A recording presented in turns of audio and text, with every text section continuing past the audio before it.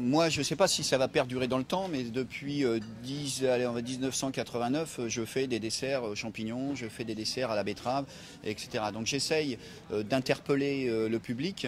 Alors pourquoi on fait des assiettes un petit peu comme ça?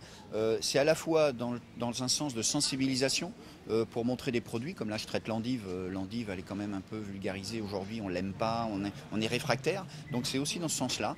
Et aussi pour montrer que la création, elle est libre en chacun de nous. Mais il ne faut pas oublier derrière la technique, les assaisonnements, l'origine des produits. On ne peut pas faire n'importe quoi non plus.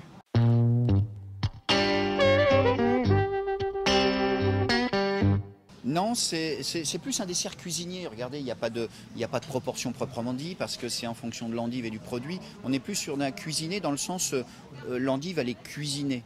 Un pâtissier, il va avoir des proportions, des poids, il va vraiment faire une création libre et ouverte, mais par rapport à des principes bien étudiés de la pâtisserie.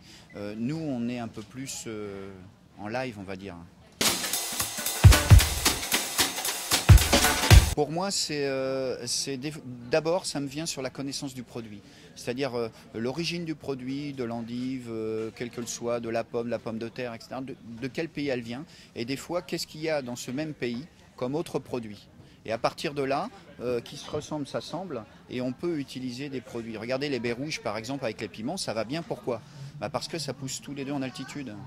Donc vous voyez, il y a des choses un petit peu comme ça. La myrtille pousse en altitude, le piment pousse en altitude. Marier les deux, ça matche bien. C'est aussi, pour moi, c'est ma source d'inspiration et de création. Et puis les voyages, la rencontre avec des coutumes, des traditions, ce qu'on va appeler la fusion.